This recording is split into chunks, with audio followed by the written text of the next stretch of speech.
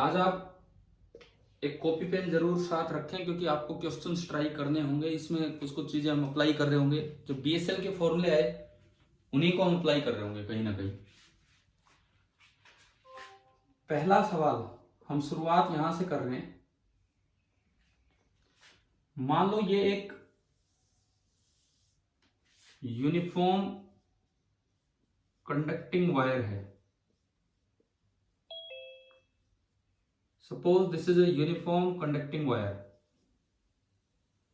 Uniform conducting wire की मतलब यह है कि हर जगह इसकी जो रजिस्टिविटी है, मटेरियल की रजिस्टिविटी हर जगह सेम है। होमोजेनियस यूनिफॉर्म कंडक्टिंग वायर है। होमोजेनियस मतलब रजिस्टिविटी सेम है और यूनिफॉर्म मतलब एरिया सेम है। तो इसका मतलब ये हुआ कि जो रेजिस्टेंस होगी वो डायरेक्टली प्रोपोर्शनल होगी लेंथ के। अगर कहीं भी इस तरह की यूनिफॉर्म वायर आए, इट मीन्स उसकी जो रेजिस्टेंस है वो डायरेक्टली प्रोपोर्शनल है लेंथ के। यहां से कोई करंट आ रहा है थ्रू लॉन्ग वायर, इस तरह से कि जैसे ये इसके सेंटर पे जा रहा होता और ये आगे निकल गया डिवाइड होके। बाद में ये करंट जैसे भी डिवाइड हुआ होगा, बाद में ये करंट आगे निकल गया, कुछ इधर गया कुछ इधर गया और ये आगे निकल गया। मुझे निकालना है magnetic field at the centre. पहला सवाल ये है कि find magnetic field at the centre. Centre पे मैग्नेटिक फील्ड कितना होगा ये हमें निकालना है। चलिए अब ट्राई कीजिए 1 2 2 3 इस तरह से ब्रेक करके, जैसे कल तक हम क्वेश्चंस किया करते थे। देखो आज की क्लास में आपको ही ज्यादा काम करना है, आप स्टार्ट कीजिए काम।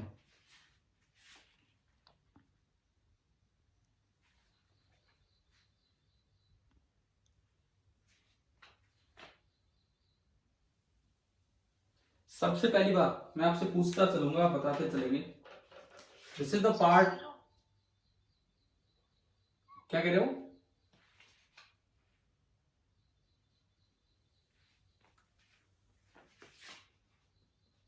Eight point C, at point C आप ये बताएं B ड्यू टू 1 2 कितना होगा? At point C B due to 1 2 part, बोलिए। At point C B due to 1 2 part कितना होगा?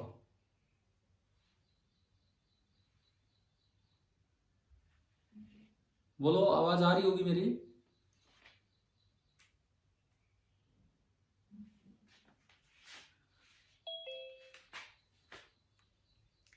हाँ जी, जवाब दीजिए। B due to 1 2 part at point C कितना होगा?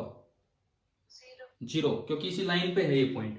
ठीक है, इसके बाद मैं ऊपर वाले पार्ट को बोलता हूं 2 3 4। B ड्यू टू 2 3 4 कितना होगा C पे, सेंटर पे? B due to 2 3 4 at the centre. एक सेमी सर्कल है, सेमी सर्कल के सेंटर का क्या फॉर्मूला होता था? Mu naught. बोलिए क्या फॉर्मूला था सेमी सर्कल के सेंटर पे? Into N. एन की जगह कितना हो जाएगा सेमी सर्कल है तो? हाफ इंटू आई, वो I1 है, और अपॉन 2R। R मान लीजिए इसका रेडियस है, इस सर्कल का रेडियस R है। तो डायरेक्शन बताओ, इसकी इनवर्ड होगी कि बाहर की तरफ होगी? B 2 3 4 की डायरेक्शन आउटवर्ड नहीं होगी। ये देखो इधर जिस तरह से करंट घूम रहा है, इनवर्ड। देखो आज पूरी क्लास में एक्टिव रहो, कोई नया टॉपिक नहीं कर रहे हैं, बीएसएल पे ही क्वेश्चंस ले रहे होंगे, आप बताते चले ताकि इसकी प्रैक्टिस हो जाए ढंग से। तो ये इनवर्ड है, इसका मतलब ये आया mu naught upon 4R into I1। I1 कितना होगा बताओ? यहां से थोड़ा करंट इलेक्ट्रिसिटी का यूज करके I1 कितना होगा? क्या ये करंट पैरेलल में I2 फिर वही बात, I2 कितना होगा? फिर उसमें कह दोगे I माइनस I1। अरे तो दोनों कितने होंगे? हाँ यही तो बात बतानी है। हाफ क्यों होगा? आधा आधा क्यों हो गया? जितनी लेंथ ऊपर वाले की है उतनी लेंथ नीचे वाले की है, और अगर होमोजेनियस यूनिफॉर्म वायर है तो R डायरेक्टली प्रोपोर्शनल होगा लेंथ के, यानी कि जो रेजिस्टेंस ऊपर है वही रेजिस्टेंस नीचे। और पैरेलल में जब इक्वल रेजिस्टेंस आते हैं पैरेलल में जब इक्वल रेजिस्टेंस आते हैं तो करंट इक्वली डिवाइड हो जाएगा, है ना, नहीं तो इनवर्स रेशियो में डिवाइड होता। इसका मतलब कि I1 भी कितना होगा I/2 एंड I2 भी कितना होगा I/2। क्लियर? तो ये आपका हुआ म्यू0 अपॉन 4R इंटू I/2। तो I/2 रखोगे तो म्यू0 I अपॉन 8R हो गया अंदर की तरफ। 2 3 4 का B समझ में आया? नीचे वाले को मैं 5 बोल रहा हूं, अब मैं लिखूंगा B due to 254, B due to 254 at point C कितना होगा? बोले कितना होगा? इतना ही होगा या इससे अलग होगा, ये बताओ। इतना ही होगा। इतना ही होगा। और डायरेक्शन इसकी आउटवर्ड, इसकी वजह से जो डायरेक्शन होगी दैट विल बी आउटवर्ड। म्यू0 I अपॉन 8R बाहर की तरफ, ये आउटवर्ड हो गया।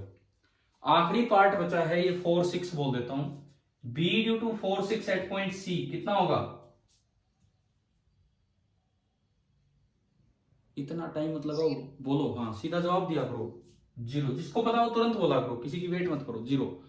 अब देखो 4 फील्ड आए, 2 तो 0 हो गए, 2 हैं इक्वल एंड अपोजिट, एक अंदर एक बाहर, तो net field at the centre कितना है? 0। मैं ये नहीं कह रहा कि अंदर हर जगह 0 होगा, मैं ऐसी कोई बात नहीं कर रहा हूं। हमने सेंटर पे निकाला और वहां पे भी कितना आ गया? 0। परंतु ये 0 देखो बड़ा फायदा तब हुआ जब करंट आधा आधा बट गया और ये दोनों के फील्ड कैंसिल आउट हो गए। अगर मान लो मैंने ये कहीं और टच कर रखा होता तो ऊपर रेजिस्टेंस ज्यादा हो जाता, नीचे कम होता, तो क्या करंट आधा आधा बढ़ता? अगर मैं इनको थोड़ा नीचे टच कर देता, इनको, इन वायर्स को, इस सर्कल पे, तो क्या करंट आधा आधा बढ़ता? अभी नहीं बढ़ता। तो क्या फील्ड कैंसिल होते हैं कि नहीं होते? ये वाले फील्ड? No sir.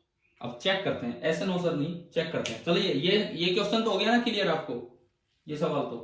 इसके बाद देखो दूसरा सवाल, क्वेश्चन नंबर 2। हम क्या कर रहे हैं, इसमें थोड़ा सा चेंज कर रहे हैं। सवाल वही चल रहा है, होमोजेनियस कंडक्टिंग वायर है, डायग्राम थोड़ा बदल रहे हैं। ये आपने सर्कल लिया, मैंने यहां टच कर दिया, इसको मैं सेंटर की तरफ ही ले रहा हूं। क्यों ले रहा हूं इसको सेंटर की तरफ? इसको सेंटर की तरफ लेने का पर्पस क्या है?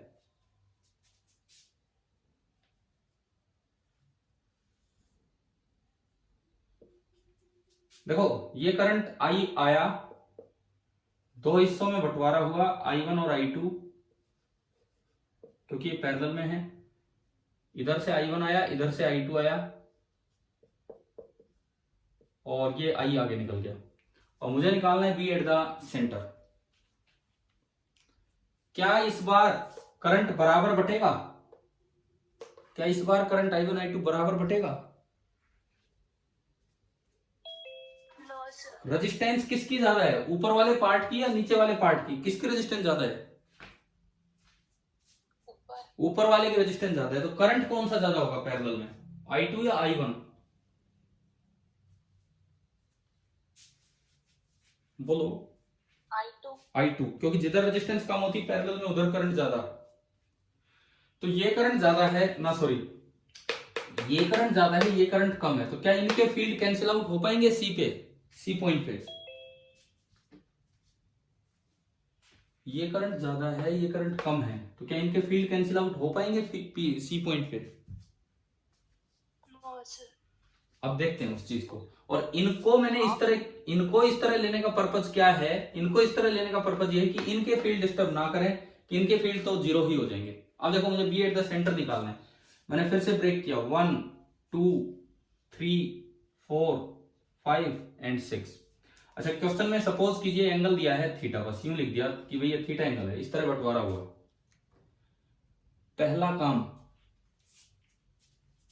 B12, बोलो, पीछे भी बताया था वही सब है। B12 कितना? C पे 0। B12 और B46 तो 0 हो जाएंगे, ये तो क्लियर हो रहा है ना। B12 एंड B46, ये तो जीरो समझ में आ ही गए होंगे किस तरह से हुए। ठीक है, अब बात आती है इसकी और इसकी, तो उसके लिए पहले मैं करंट बांट लूं I1 I2, उसके लिए मैं रेजिस्टेंस लिख लूं R1 और R2। देखो रेजिस्टेंस डायरेक्टली प्रोपोर्शनल है लेंथ के, तो R1 और R2 कैसे लिखे जाएंगे, ये लेंथ कितनी बची, ये नीचे नीचे वाली length, length of the arc is equal to radius into central angle होती है, length of the arc is equal to radius into central angle. Suppose कीजिए रेडियस है R, स्मॉल r बोल देता हूं मैं रेडियस, क्योंकि कैपिटल R से हम रेजिस्टेंस लिख रहे हैं, रेडियस R है, तो बताओ ये नीचे वाली लेंथ कितनी होगी, नीचे वाली लेंथ R थीटा, और ऊपर वाला एंगल कितना है 2 pi minus theta. 360 minus theta बोलना गलत है, क्योंकि जब तक वैल्यू नहीं पता आप मान के चलते हैं कि ये थीटा रेडियन में चल रहा है, 2 पाई माइनस थीटा, तभी तो ये लेंथ। यूं बताओ सर्कल का सरकमफेरेंस 360 r होता है कि 2 पाई r होता है, 2 पाई r। एक छोटा बच्चा भी 7th 8th 9th के स्टूडेंट भी मतलब 2 पाई r बोलते हैं, ना कि 360 r, मतलब 2 पाई रेडियन में एंगल लेके r से मल्टीप्लाई करते हैं। ठीक है, तो ये जो बाहर की लेंथ बची, बाहर की लेंथ की मैं बात कर रहा हूं, बाहर की लेंथ कितनी बची 2 पाई माइनस थीटा इंटू इसका रेडियस, और ये लेंथ बची कितनी r इंटू इसका रेडियस। ठीक है, तो r directly proportional to l का मतलब है कि r1 बाई r2 की अगर कहीं जरूरत पड़े तो वो होगा L1 बाई L2, क्योंकि डायरेक्टली प्रोपोर्शनल है। It means r1 by r2 is equal to L1 by L2, L1 ऊपर वाला 2 pi minus theta into r divided by L2 केवल थीटा इंटू r से r गया, और मेरे पास R1 बाई R2 रेशियो आ गया। रेशियो का फायदा मिलेगा कि करंट का रेशियो आ जाएगा। करंट किस तरह डिवाइड होता है पैरेलल में, डायरेक्ट रेशियो ऑफ रेजिस्टेंस की इनवर्स रेशियो ऑफ रेजिस्टेंस,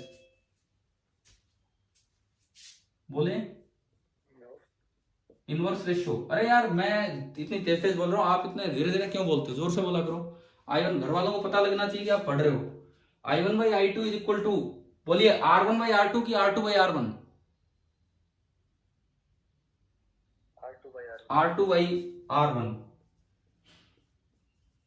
तो this implies I1 by I2 कितना आया, यहां से अभी मैंने करंट का ये इसको उल्टा कर दो, तो I1 बाई I2 आ गया theta upon 2 pi minus theta. Current का डिवीजन आ गया कि इस रेशियो में करंट डिवाइड करना है, और दोनों का सम कितना है, कितना करंट चल के आ रहा है, कितना करंट चल के आ रहा है I। तो क्या आपको रेशियो डिवाइड करना आता है, जैसे 3:5 में डिवाइड करना है, तो 8 हिस्से कर दो, 3 हिस्से एक को दे दो, 5 हिस्से एक को, तो 3i/8 और 5/8। तो इसमें डिवाइड करना है तो पहले इनका सम करो, इतना कितना सम आ रहा है इन दोनों का 2 पाई, सम 2 पाई आया, तो 2 पाई पार्ट्स कर दो टोटल करंट के, थीटा पार्ट्स I1 को दे दो और 2 pi minus theta parts I2 को दे दो। तो आप अब डायरेक्ट लिखो मुझे कि I1 कितना होगा, बोले I के कितने पार्ट्स किए हमने 2 पाई पार्ट्स, और कितने पार्ट I1 को देने थीटा। क्या रेशियो डिवीजन आता है ना सभी को, ये तो I2 कितना होगा, I के अगेन जैसे 8 पार्ट में बोल रहा था 3:5 में, तो 2 पाई पार्ट्स किए, और इसको कितने पार्ट मिलेंगे 2 पाई माइनस थीटा। पहला काम क्या आपने I1 और I2 निकाल लिया कि नहीं, ये बताओ। थोड़ा काम बढ़ गया लेकिन करना तो पड़ेगा ना, ये काम करंट वाला यूज हमने किया। I1 I2 आ गए, क्या I1 I2 सेम आ रहे हैं कि अलग अलग आए हैं दोनों, तो क्या इनके फील्ड कैंसिल होंगे कि नहीं होंगे, अब जवाब दो सेंटर पे। हो सकते हैं, बिल्कुल हो सकते हैं। क्यों हो सकते हैं, क्या रीजन है, कैंसिल होने का क्या कारण बन सकता है। देखो रेडियस सेम है, आई अलग है, तो फिर फील्ड कहां से कैंसिल हो गए, कौन सा फैक्टर है जो चेंज करवा देगा, एन अलग अलग होगा। देखिए B at the centre due to circular wire का फॉर्मूला होता है mu naught N I upon 2r, where r is small r, यहां पे हमने वो रेडियस स्मॉल r दिया है। ठीक है, ये आपका पार्ट होता है। तो लेकिन I1 I2 अलग अलग है, परंतु एक और भी चीज अलग है, that is number of turns. यहाँ N1 है और यहाँ N2। तो मैं एक बार नंबर ऑफ टर्न्स और निकालूं, number of turns n1 n2। अगर पूरा 2 पाई होता थीटा तो एक टर्न होता, अगर पूरा 2 पाई होता तो एक टर्न है, तो थीटा एंगल है तो कितने टर्न होंगे, n2 कितना होगा, n2 number of turns, we can say theta upon 2 pi. हाँ जी, समझ में आ रहा है? देखो कैसे, सुनो, अगर पूरा 2 पाई एंगल होता तो एक टर्न होता, यूनिट एंगल होता तो 1/2 पाई टर्न होते, और फिलहाल थीटा एंगल है तो नंबर ऑफ टर्न्स कितने होंगे, 1/2 पाई इंटू थीटा। इसका मतलब जो नीचे वाला पार्ट है उसमें number of turns theta upon 2 पाई होगा, और ये लेस देन 1 है। आ गया समझ में कैसे निकाला नंबर ऑफ टर्न्स? ठीक है। अब ऊपर वाले पार्ट में बताओ कितने टर्न्स हैं, ऊपर वाले पार्ट में n1 कितना है, बोलिए यहां से n1, ऐसे बोलो जैसे ये लिखा है, ऐसे ही कितना होगा, 2 pi minus 2 pi minus theta upon 2 पाई। चलो भाई, अब सारे फील्ड लिखना स्टार्ट करते हैं, सब कुछ तैयार है। अब सबसे पहली बात, b ड्यू टू 1 2, हमने देखा कि स्ट्रेट वायर सेंटर की तरफ ही जा रही है, तो b ड्यू टू 1 2 कितना होगा, 0। उससे अगला b ड्यू टू 2 3 4, 2 3 4 की वजह से अंदर होगा, जिस तरह करंट घूम रहा है अंदर होगा। फॉर्मूला आपने लगाया mu naught n1 i1 upon 2 times radius अंदर की तरफ। उसके बाद मैं लिखूं b ड्यू टू 2 5 4, 2 5 4 की वजह से डायरेक्शन बाहर होगी, और फॉर्मूला आपने लगाया mu naught n2 i2 upon 2 times radius बाहर। एंड आखिरी है b ड्यू टू 4 6, ये वाली स्ट्रेट वायर वो सेंटर की तरफ ही जा रही है, आ रही है, तो ये 0। तब दो फील्ड बचे, एक अंदर है एक बाहर है, तो बड़ा कौन सा है छोटा कौन सा ये देखना पड़ेगा, उसकी तरफ ही फील्ड आएगा। मेरे पास n1 की वैल्यू भी है, मेरे पास i1 की वैल्यू भी है, n2 की वैल्यू भी है, i2 की वैल्यू भी। मैं पुट करके देखता हूं एक बार, पहले मैं इसमें देख रहा हूं, पहले मैं इसमें देख रहा हूं, एक बार मल्टीप्लाई कर लो आप, n1 को i1 से मल्टीप्लाई कर लो, n1 को i1 से क्या आ रहा है बताओ, n1 i1, n1 को i1 से मल्टीप्लाई किया तो नीचे 2 पाई का होल स्क्वायर बना। भाई देखो बाकी सब तो अलग है, म्यू नॉट अपॉन 2r तो अलग है, n1 को जब i1 से मल्टीप्लाई करेंगे तो ऊपर तो बना 2 पाई माइनस थीटा इंटू आई, 2 पाई माइनस थीटा इंटू आई, और डिवाइडेड बाई नीचे बन रहा है 2 पाई का होल स्क्वायर, ये तो क्रॉस है अंदर की तरफ। अब ऐसे ही एक बार मैं नीचे वाला फील्ड लिखूं, ये mu naught upon 2r, n2 i2 को मल्टीप्लाई कीजिए, n2 i2 को, ये n2 रहा और ये i2 रहा, कितना बन रहा है बताओ, देख के बताओ। एक तो 2 पाई माइनस थीटा इंटू आई, ऊपर तो हो गया 2 पाई माइनस थीटा इंटू आई, अगर ना भी दिखे तो मैं बोल रहा हूं क्या लिख रहा हूं, और नीचे हुआ 2 पाई का होल स्क्वायर, ये बाहर की तरफ। आप बताओ इनमें कौन सा छोटा कौन सा बड़ा है, बोलिए। हाँ जी बोलो भाई, इनमें कौन सा छोटा कौन सा बड़ा है, दिख रहे हैं कि नहीं दिख रहे हैं, बताओ आंसर दो तो फिर, या इक्वल है, इक्वल है तो ये कैंसिल आउट हो गए, और कैंसिल आउट हो गए तो net field at the centre अभी भी कितना आ गया, 0। तो हमारे दिमाग में जो एक बार फीलिंग आ रही थी कि 0 नहीं हो पाएगा, वो अब भी 0 हो गया। तो इसे एक रिजल्ट की तरह याद रखें, क्या बाहर वालों का फील्ड 0 होगा नहीं होगा वो तो इस बात पर डिपेंड करेगा कि वो सेंटर की तरफ करंट जा रहा है कि नहीं, उसको छोड़ो।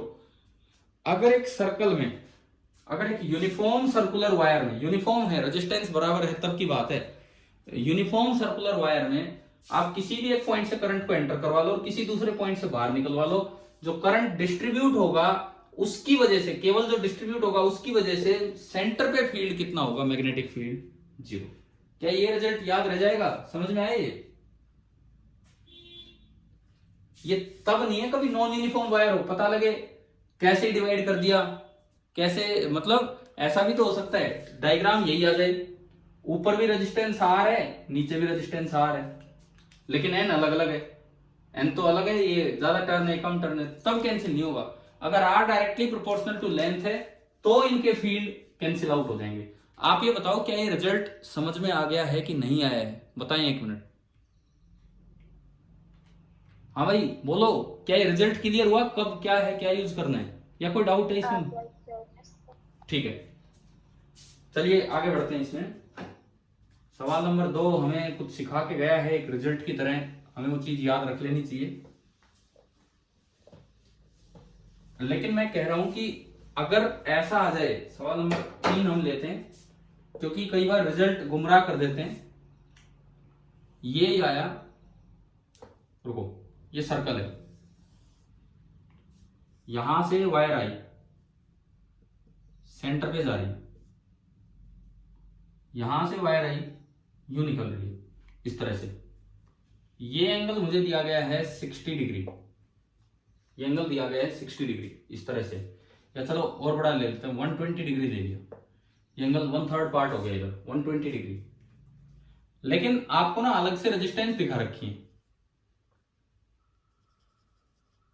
ये आई करंट आया और ये दोनों साइड रेजिस्टेंस आर बोला है, रेडियस स्मॉल आर है। अब पूछा है कि फील्ड एट द सेंटर, क्या अब हम डायरेक्ट बोल पाएंगे कि 0 होगा फील्ड एट द सेंटर? क्या चेंज क्या कर दिया पिछले में और इसमें? आर सेम है। आर सेम है, जबकि अगर लेंथ के प्रोपोर्शनल होता तो आर बड़ा इधर होना था, इसका मतलब वो रिजल्ट नहीं लगेगा। अब कैसे निकालें? इसका 0 क्योंकि डायरेक्ट यहां है, इसका 0 क्योंकि डायरेक्ट इधर है, बचे ये दो। करंट कैसे बटेगा बताओ, आधा आधा बटेगा या कुछ अलग रेशियो में बटेगा? करंट कैसे बटेगा? हाफ हाफ, क्योंकि रेजिस्टेंस सेम है, तो I/2 लेकिन नंबर ऑफ टर्न्स इधर तो 1/3, 120 डिग्री अपॉन 360 डिग्री, डिग्री में है तो डिग्री से डिवाइड करो, और इधर 2/3 आया समझ में? n कैसे निकला? अब देखो, इसका जो फील्ड होगा अंदर की तरफ, वो तो होगा, ये वाला जो फील्ड होगा अंदर की तरफ, म्यू नॉट n I की जगह I/2 डिवाइडेड बाई 2r। तो ये तो फील्ड आया, 2 से 2 गया, mu naught I upon 6r अंदर की तरफ, और जो इसका फील्ड होगा, इसका बाहर की तरफ, जिस तरह से भी आप हाथ घुमाएंगे, mu naught into n number of turns 1/3 into I/2 divided by 2r 1/2r। तो ये कितना आ गया? ये r स्मॉल r है, mu not I upon 4 3 12 12r बाहर। अब देखो ये दोनों इक्वल नहीं है, तो बड़े में छोटा घटा दो, बड़ा वो है, तो इसमें से जब ये सब्ट्रैक्ट करोगे तो आधा बच जाएगा, यानी कि mu naught I upon 12r answer आएगा, और अंदर की तरफ क्या जाएगा। तो इन सारी बातों को एक साथ दिमाग में लेके चला करो, पता लगे रिजल्ट इसमें लगाया है, क्योंकि डायग्राम जितने बच्चे के दिमाग में आता है ये तो कैंसिल हुए थे, लेकिन वो कैंसिल तब हुए थे जब आर डायरेक्टली प्रोपोर्शनल था एल के। हाँ जी, ये आया, यहां तक समझ में आ गया आपको? ठीक है, चलिए आगे बढ़ते हैं। अगला सवाल 4 देखिए आप। सपोज एक स्क्वायर लूप है, सर्कुलर लूप नहीं है, एक स्क्वायर करंट कैरिंग लूप है, और इसमें आई करंट जा रहा है। एक स्क्वायर करंट कैरिंग लूप है और इसमें आई करंट जा रहा है, और स्क्वायर की साइड लेंथ है 2r, ये हमें दिया है, स्क्वायर की जो साइड लेंथ है दैट इज 2r।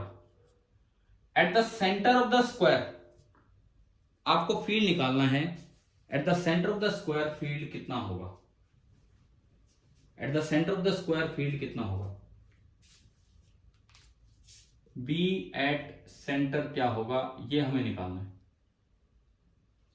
क्वेश्चन आ गया ना समझ में, क्या करने वाले हम इसमें? तो आपने फिर से क्या किया, इसको 1 2 3 4 कर लिया, 1 2 3 4, 1 2 3 4। सबसे पहले मैं निकालूं b ड्यू टू 1 2, तो ये आपने 1 2 वायर बनाई जिसमें करंट यूं जा रहा है I। चलो मैं थोड़ी देर के लिए, जैसा हम अक्सर याद, जो डायग्राम हमने पढ़ा है कभी, वो लेता हूं, 1 2 3 एंड 4। तो जब मैं पहली वायर लूं, इस तरह से लूं कि जो 1 2 वायर है वो ये बने, 1 2, और इसकी वजह से मुझे सी पे फील्ड निकालना है। तो कौन से वायर सेगमेंट वाले फॉर्मूले पढ़े हमने, वायर सेगमेंट वाले। हाँ जी, वायर सेगमेंट वाले। देखो अभी 26 पार्टिसिपेंट्स है, थोड़ा सा टाइम पे आया करो, क्योंकि शुरू के 5 मिनट तक 15-16 ही थे भाई। वायर सेगमेंट वाला फॉर्मूला लगवाओ। उसके लिए मुझे एक तो ए चाहिए। ए बताओ, ए कितना है परपेंडिकुलर डिस्टेंस, ए कितना है आर, क्योंकि पूरा मैंने 2r लिया है ताकि डिवाइड बाई 2 ना करना पड़े। उसके बाद ये दो एंगल चाहिए दोनों साइड, ये कितना और ये कितना, θ1 θ2 बताओ। 45। हाँ 45 डिग्री। θ1 बराबर θ2 बराबर 45 डिग्री। अगर रेडियन की बात करूं तो रेडियन में कितना हो गया, π/4। ठीक है, रेडियन में हो गया π/4। बीच में पॉइंट है तो फॉर्मूले में प्लस आता है कि माइनस आता है, वायर सेगमेंट वाले फॉर्मूले में प्लस। साइन आता है कि कोस आता है,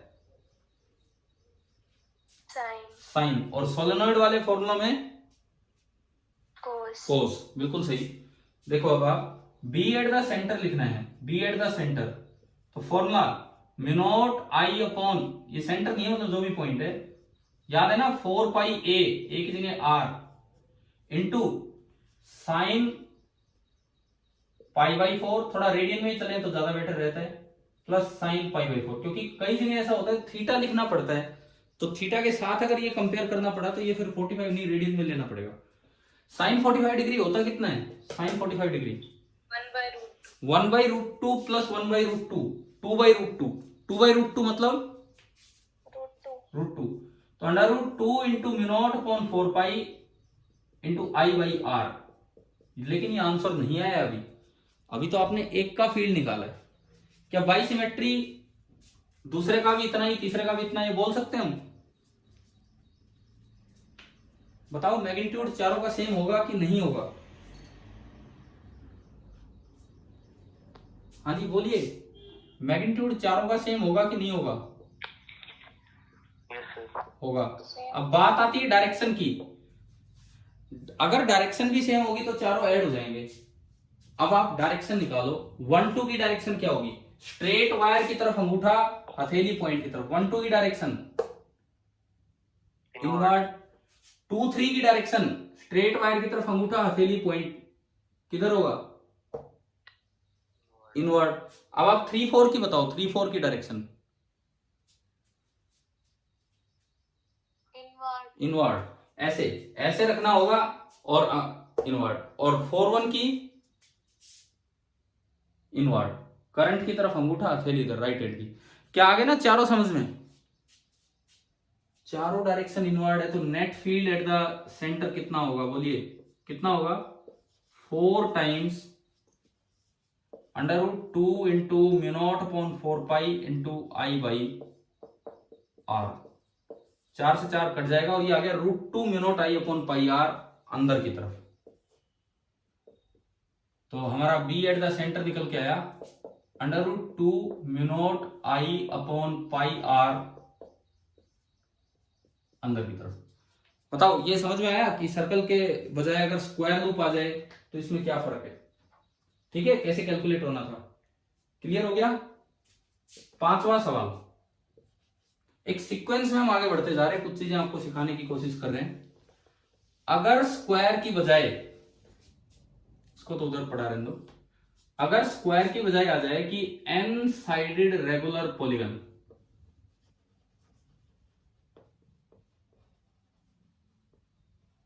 n साइडेड रेगुलर पॉलीगन, ऐसे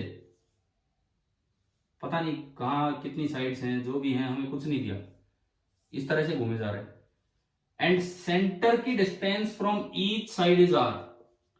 सेंटर की perpendicular distance from each side, जैसे अभी मैंने स्क्वायर लिया, स्क्वायर में मैंने सेंटर की डिस्टेंस कितनी मानी किसी साइड से?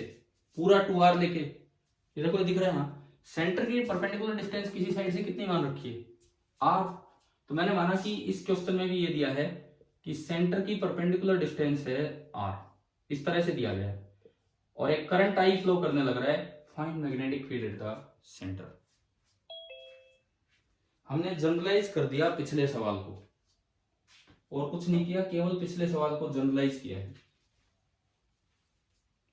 क्या तरीका चेंज होगा या वैसे ही करना है जैसे पिछला था?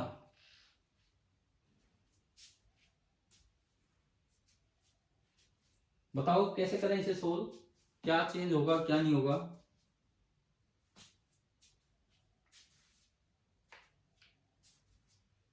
चलो मान लो मैंने एक वायर उठाई 1 2, मान लीजिए 1 2 वायर उठाई, वो वहां लिखी हुई बोर्ड पे। इस बार ये स्क्वायर की बजाय ये एक वायर है 1 2, centre of the polygon r distance दूर है, करंट जा रहा है I। सबसे पहली बात, मैंने दोनों एंड्स को ज्वाइन किया, ये नीचे की तरफ एंगल θ1 और ये ऊपर की तरफ एंगल θ2। θ1 θ2 की वैल्यू बताओ कितनी होगी? बोलो, कोई बोल रहा है बच्चा, बोलिए क्या कह रहे हो? Pi by N. आप यहां से आइडिया ले सकते हो, जब 4 साइड थी तो ये एंगल कितने थे? दिख रहा है ना ये, जब 4 साइड थी तो ये बीच वाले एंगल कितना कितना बना था? Pi by 4। तो बस n साइड होंगी तो एंगल कितने बनेंगे? पाई बाई 4 की बजाय, पाई बाई 4 की बजाय क्या आ जाएगा? पाई बाई n। आ गया सेंटर पे एंगल समझ में किस तरह से बना? ठीक है, स्क्वायर से इस पे जाने में ये फायदा है कि आसानी से आपको चीजें नजर आ रही हैं। चलो अब बी एट द सेंटर इस एक की वजह से लिखो, mu I upon 4 pi R आएगा 2 पाई आर आएगा, बताओ क्या लेना है? बोलिए, mu I upon 4 pi R आएगा कि 2 पाई आर आएगा? क्या फॉर्मूला होता है वायर सेगमेंट का? अरे बोलो यार, बोला करो, मैं पूछ रहा हूं कुछ। क्या फॉर्मूला होता है वायर सेगमेंट का? Mu I upon 4 pi R, इसमें कोई बदलाव नहीं है। लेकिन साइन θ1 बीच में प्लस आना है कि माइनस आना है? इस बार प्लस ही आना है, क्योंकि ये बीच में ही है, पॉइंट ऊपर नीचे नहीं है। Plus sine pi by N, तो कितना आ गया? ये 2 बाहर आएगा, mu naught upon 4 pi I by R और साइन पाई बाई एन, और साइन पाई बाई एन जुड़ के हो गया 2 times sine pi by N. ये आ गया। ये तो एक की वजह से है, ऐसी ऐसी कितनी वायर्स हैं? एन। क्या सबका फील्ड सेम डायरेक्शन में होगा? क्या इन सभी का फील्ड सेम डायरेक्शन में होगा कि नहीं होगा? Yes. पहले का अंदर, दूसरे का अंदर की तरफ, तीसरे का अंदर की तरफ, आप कितने ही घुमा लो ये सारे अंदर की तरफ ही होंगे। तो सारे अगर अंदर की तरफ होंगे तो आप बताएं बी नेट कितना हो जाएगा? बी नेट, बी नेट कितना हो गया? n times 2 into mu naught upon 4 pi I by R sine of pi by N. तो आपका जो बी नेट बना वो आ रहा है 2 से 2 कटा n mu naught I upon 2 pi R into sine pi by N. बताओ ये क्वेश्चंस करने आ रहे हैं, बीएसएल से जो फॉर्मूले निकले उनको कैसे क्वेश्चंस में हम अप्लाई कर रहे हैं, अलग अलग तरह के क्वेश्चंस। ठीक है, 6th क्वेश्चन ये क्लियर हो गया होगा सभी को। छठा सवाल आज की इस क्लास का, सेम यही चीज है, लेकिन उन्होंने एक चीज और एक्स्ट्रा दे दी क्वेश्चन में कि n टेंड्स टू इंफिनिटी। अब निकालो B at the centre. Same यही चीज है but n tends to infinity. तो अब आप निकालिए कि बी एट द सेंटर क्या होगा, बताएं कैसे करें? कहां पे क्या कंडीशन लगानी पड़ेगी? अगर ये n टेंड्स टू इंफिनिटी दे दिया तो क्या कुछ होगा, बदलाव क्या होगा? साइन तो 0 हो जाएगा ना, साइन 0 0 होता है, साइन 0 होता है, ना कि साइन ऑफ वेरी छोटा एंगल 0 होता है। आपको पता है ना, अब मैंने शायद +1 से बताना स्टार्ट किया था, अगर कोई बहुत छोटी चीज है 0.01 है और आप उसको 0 लिख देते हो तो वहां 100% एरर हो जाता है। अगर वो मल्टीप्लाई में है तो, एडिशन में है तो कोई फर्क नहीं पड़ता। आप इसको 0 करवा रहे हो, इसको 0 करवा रहे हो, देखो ये गलती अब पहचानो आप, ये गलती ताकि आगे ना हो। अगर plus sine pi by N होता तो हम उसे इग्नोर कर देते, 32.001 या 32 एक ही बात है। लेकिन 32 गुणा 001 एंड 0 ये एक बात नहीं है। क्यों? क्योंकि आपने अगर इसे 0 कर दिया तो 0 हो जाना है, जबकि असल में ये वैल्यू है 0.032। अगर आप इसको इग्नोर करके 0 लिख रहे हो तो जितनी वैल्यू थी आपने पूरी इग्नोर कर दी, इसका मतलब आपने 100% एरर कर दिया यहाँ पे। बताओ +1 में आया है ना कभी तो ये पॉइंट इस तरह का, 1 में 2 में इस तरह से, तो ये गलती नहीं करना है। ठीक है, एक बच्चे ने सही दिमाग लगाया कि ये इतना ठीक है कि टेंड्स टू 0 होगा, बट टेंड्स टू 0 को आप इग्नोर तब करेंगे जब वो चीज बची हुई क्वांटिटी के साथ प्लस या माइनस में हो। मल्टीप्लीकेशन में है तो आप 100% एरर कर रहे हैं, जो नहीं करना है। अब बताओ कैसे होगा ये सवाल।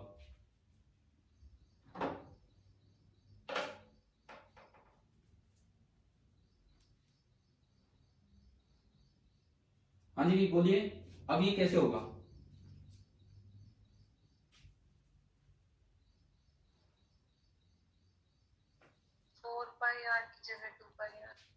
ये क्या हो गया?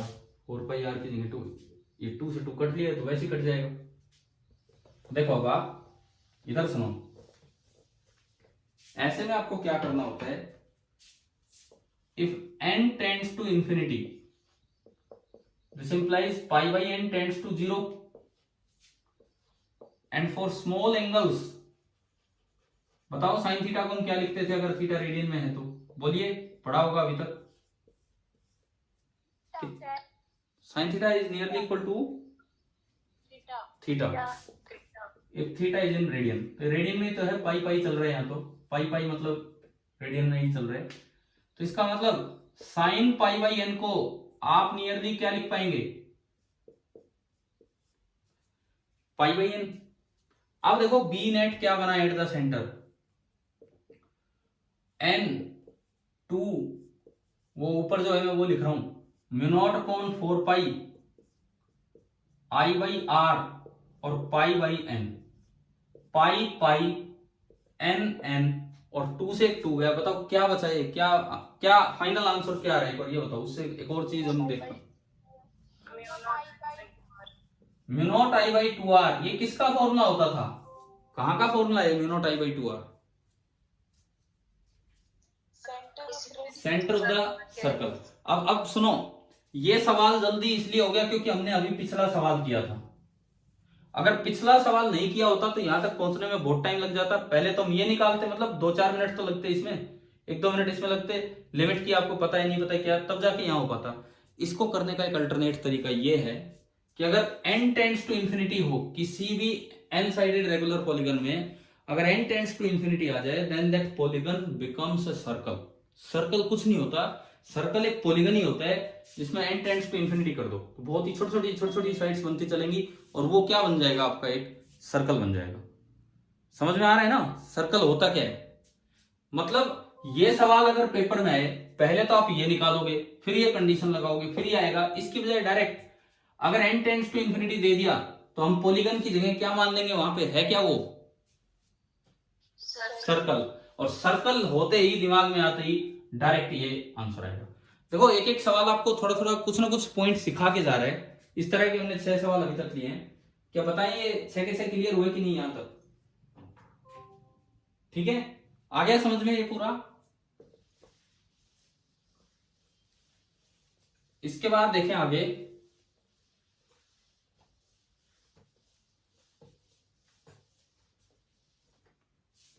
Question number 7। अभी तक जो हम सर्कल के सेंटर की बात कर रहे थे, अब उस तरह का काम देखते हैं। स्क्वायर फॉर्म में homogeneous uniform wire square form में है जो सर्कल के लिए क्या, वो इसमें देखते हैं। ये इसका सेंटर है, यहां से करंट आ रहा है एक लॉन्ग वायर से ऐसे, और वो डिस्ट्रीब्यूट होके और यहां से बाहर निकाला है, फिर से मैंने ये दोनों बाहर वाली वायर ऐसे ली हैं, कैसे ली हैं बताओ, क्या पर्पज है बाहर वाली यूं दिखाने का कि इनका फील्ड सेंटर पे कितना हो, 0, उसके बारे में हमें ना सोचना पड़े। अब जब बाकी बचा होगा, जैसे भी करंट बटा होगा, अब ये मुझसे पूछना चाह रहा है कि find magnetic field at the centre. हाँ जी, अब बताओ कैसे होगा। यूनिफॉर्म कंडक्टिंग वायर है, करंट इस एंड से एंटर कर रहा है, उधर से बाहर निकल रहा है। अब बताओ कि magnetic field at the centre कैसे निकालें। 0 होगा। मतलब कैसे, कौन सा तरीका है, 0 कैसे होगा? वो तो सर्कल में हुआ था, क्या ये हम कर चुके हैं कि आज की क्लास में ये इस तरह का, या उस रिजल्ट से आप बता रहे हो? बताओ एक बार मुझे ये बताओ, क्या उस रिजल्ट से आप बता रहे हो क्या ये? देखो सुनो, तरीका सुनो। ये एक यूनिफॉर्म कंडक्टिंग वायर है, तो एक ब्रांच का अगर रेजिस्टेंस R है तो इसका भी R होगा, इसका भी R होगा और इसका भी R होगा। तो मैंने चारों वायर्स को उनकी रेजिस्टेंस से रिप्लेस कर दिया, चारों वायर्स को मैंने उसकी रेजिस्टेंस से रिप्लेस कर दिया। अब पैरेलल में दो पाथ हो गए, पैरेलल में दो पाथ हो गए। ऊपर वाले पाथ में तो 3 रेजिस्टेंस सीरीज में और नीचे अकेला एक है, तो ऊपर वाले पाथ का रेजिस्टेंस कितना हुआ, R1 कितना हुआ पूरा? हाँ जी 3R। और R2 कितना हुआ इस पाथ का, ओनली R। पैरेलल में दो रास्ते हैं। मैंने माना कि इधर तो करंट बटा I1 और इधर करंट बटा I2। क्लियर है ना सभी को? अब कैसे करंट डिवाइड होता है पैरेलल में, डायरेक्ट रेशियो की इनवर्स रेशियो?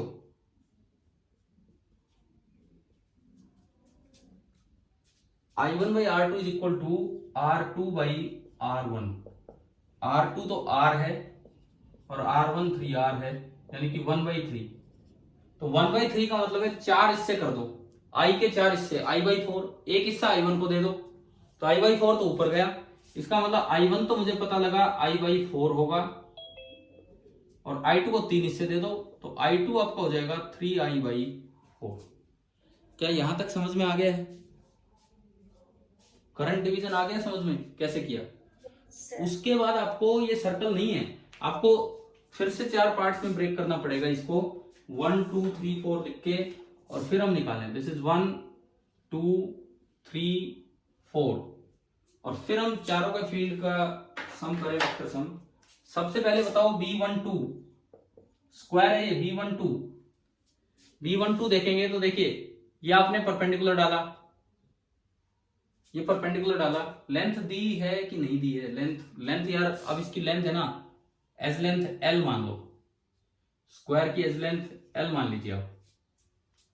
तो बताओ A कितना हो गया इस वाली ब्रांच के लिए, A कितना हो गया, कितना हुआ A, L/2।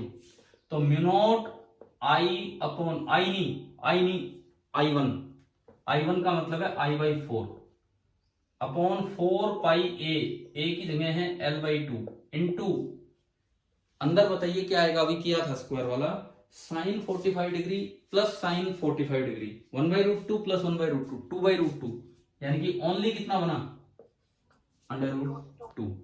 और ये देखो ये 4 नीचे आएगा, ये 2 ऊपर जाएगा, 4 और 4 16 पाई, 2 ऊपर जाके काट देगा 8 पाई, तो ये बना mu I upon 8 pi L और इसके अलावा √2।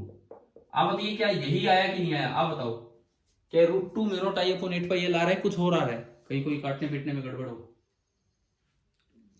है ना? ठीक है। ऐसे B23 कितना होगा, सेम होगा आपने जब किया था स्क्वायर वाला। B34 भी सेम होगा, लेकिन ये सेम नहीं होगा, पिछली बार वो एक अलग करंट था, इस बार ये अलग है।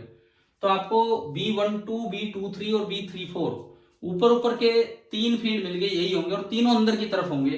तो अंदर वाला नेट फील्ड कितना होगा, अंदर वाला नेट फील्ड इसका कितने टाइम्स, 3 टाइम्स। जो अंदर वाला नेट फील्ड होगा वो तो होगा 3 टाइम्स B12, यानी कि 3√2 times mu I upon 8 pi L।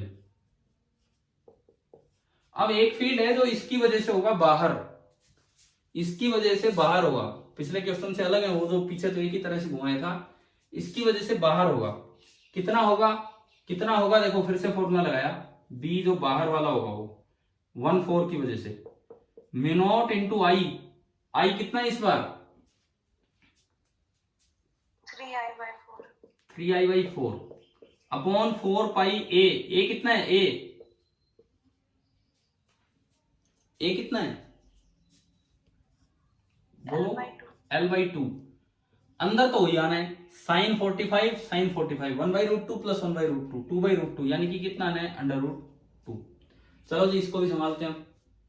ये 4 नीचे गया, 4 4 16, 2 ऊपर जाके काट देगा 8, 3/8 और ये √2, तो ये आ रहा है 3√2/8, उसके अलावा म्यू नॉट आई और नीचे पाई एल बाहर की तरफ। अब एक बार इन दोनों को कंपेयर करो, क्या जितना फील्ड अंदर है क्या उतना ही फील्ड बाहर आ गया है कि नहीं,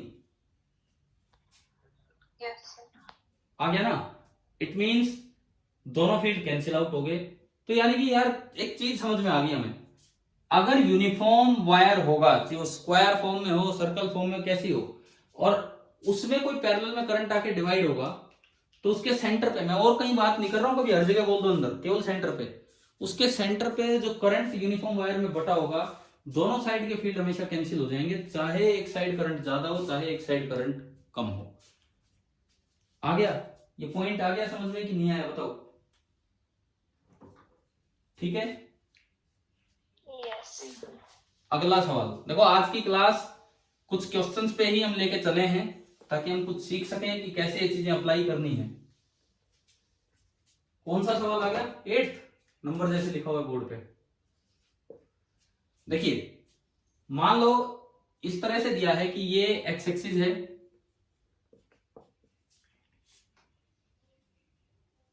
और ये वाई एक्सिस है, एक्स और वाई ये दो एक्सिस आपको दे दिए, ये ओरिजिन है। अब मुझे कुछ लॉन्ग करंट कैरिंग वायर्स दी हैं। पहली वायर यूं है,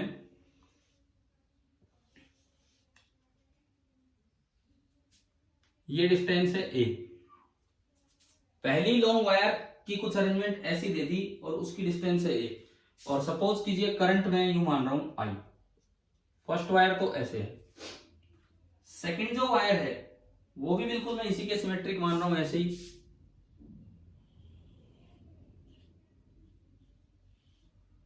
और ये लॉन्ग ही है, डैश ना भी लगे हो तो भी इसका मतलब लॉन्ग ही है, और इसमें भी करंट आई जा रहा है और ये डिस्टेंस भी है ए। अब आपको क्वेश्चन समझ में आ ही गया होगा, find magnetic field at point O.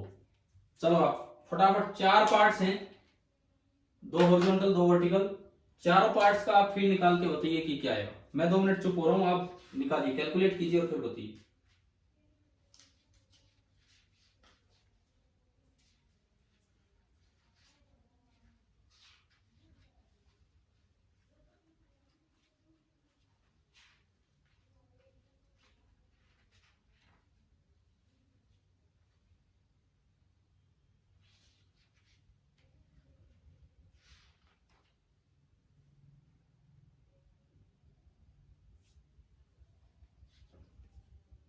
Answer बताओ, इतनी देर में आ जाना चाहिए आंसर।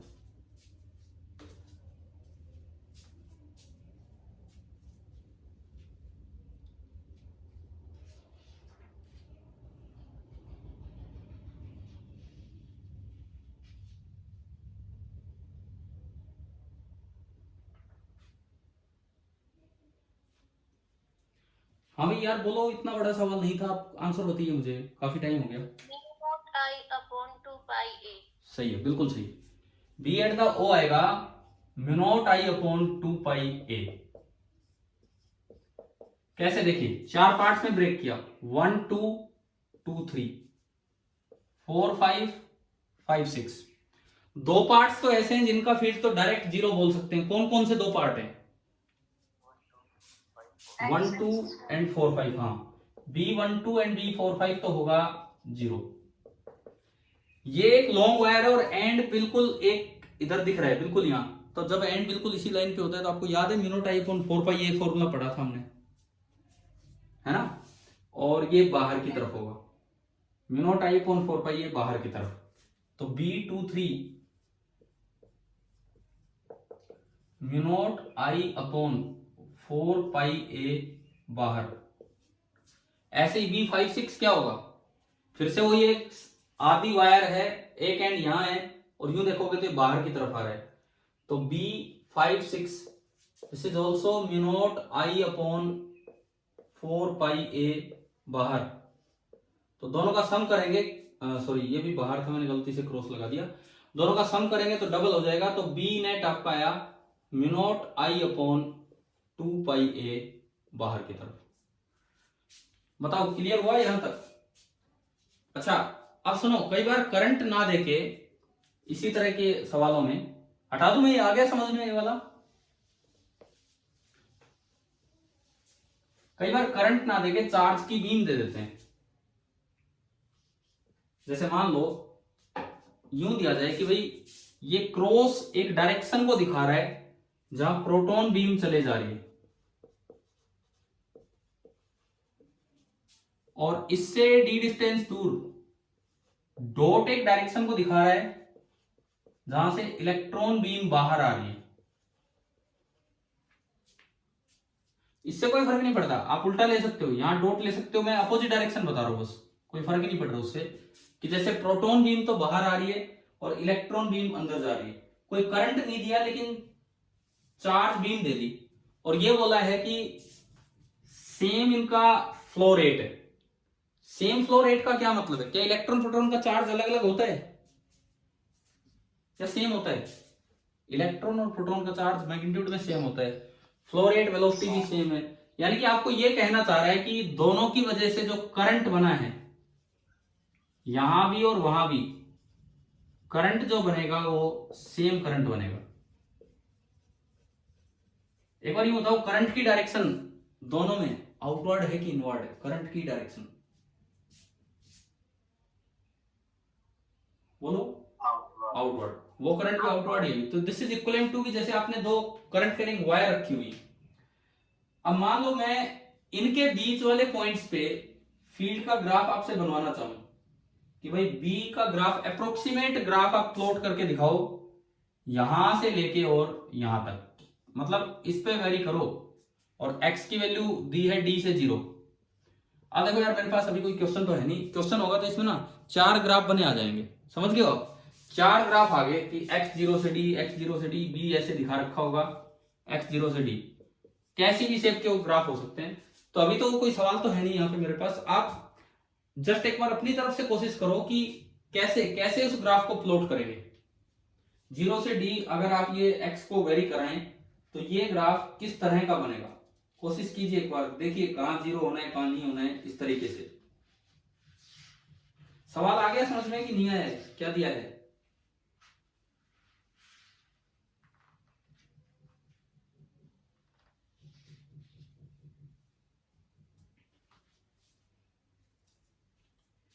पहले तो ये बताओ, बिल्कुल बीच में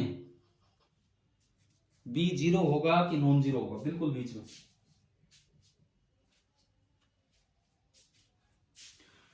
बिल्कुल बीच में b 0 होगा कि नॉन जीरो होगा? पहले तो ये बताइए।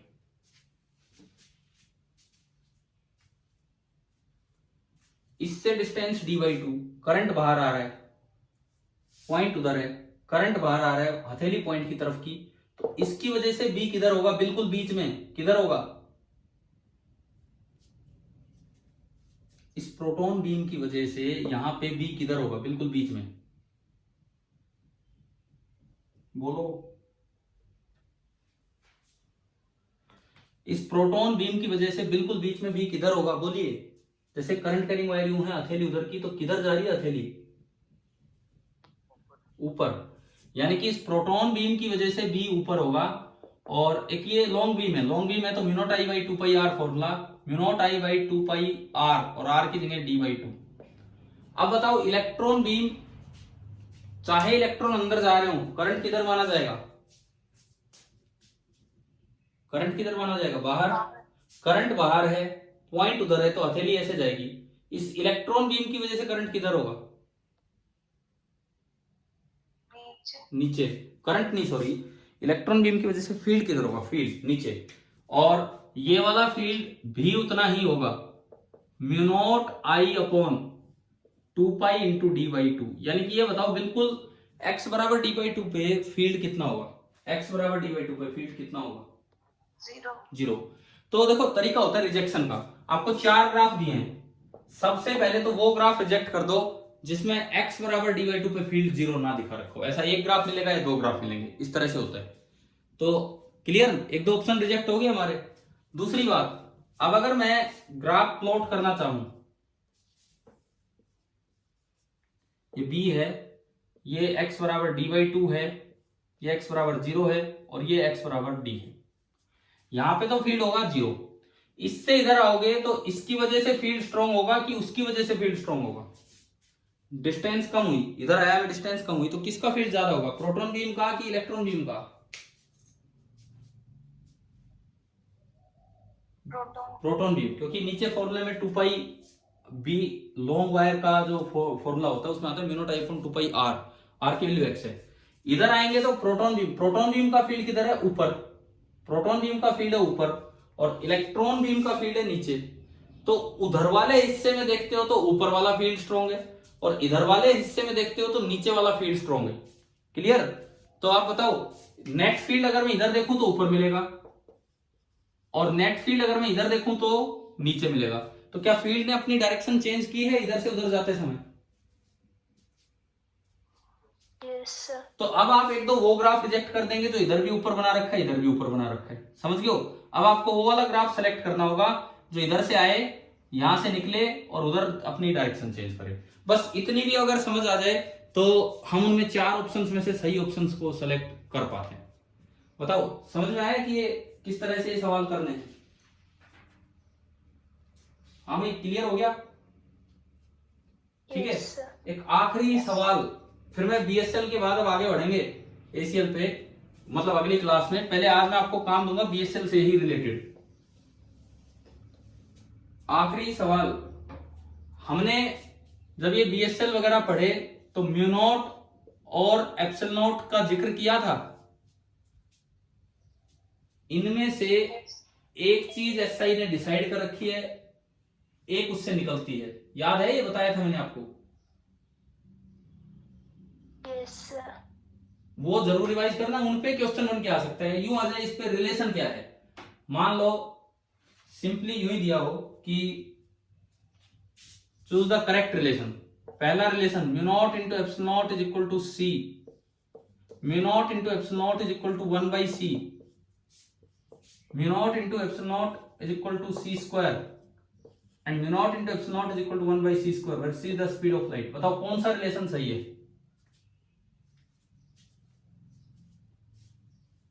बताइए कौन सा रिलेशन सही है। इसका मतलब यार अगर नहीं बता रहे तो वो क्लास ध्यान नहीं है आपको। जब कुछ याद आ रहा है, मैंने बताया था कि एक चीज तो कौन सा ऑप्शन? D option. तो मतलब इन छोटी छोटी बातों पे भी सवाल बन के आ सकते हैं। ठीक है, अब सुने, आज की क्लास को हम फिनिश ही करेंगे। एक बार आप ये सुनिए, ये जो आपकी एच.सी. वर्मा बुक है, इसमें क्या आपकी बुक का कवर ऐसा है कि कवर पेज अलग है? अलग है। तो ये पुरानी बुक है इसलिए। इसमें देखो, जो हमारा बीएसएल वाला जो काम चला है, एच.सी. वर्मा ने बड़े अच्छे से 2 चैप्टर बना रखे हैं। पहला मैग्नेटिक फील्ड है 34, उसमें इफेक्ट ऑफ मैग्नेटिक फील्ड है। एंड दूसरा फील्ड जनरेशन है जो आजकल चल रहा है 35, उसमें बीएसएल और एसीएल, इस तरह की बातें चलेंगी। तो आज आप ये बताओ कौन सा काम करना चाहेंगे? वैसे तो अभी तो आप फ्री होते हैं यार, सुबह सुबह आपकी तो क्लासेस दोपहर बाद स्टार्ट होती है ना आपके सेक्शन की। 34 कर लिया आपने चैप्टर, एटलीस्ट ऑब्जेक्टिव कर लिए 34 के? एक दिन दिया था मैंने काम पहले करने को। Yes, sir. देखिए आपका जो चैप्टर नंबर 35 है magnetic field due to current, उसमें मैं अगर बीएसएल की बात करूं, ऑब्जेक्टिव फर्स्ट,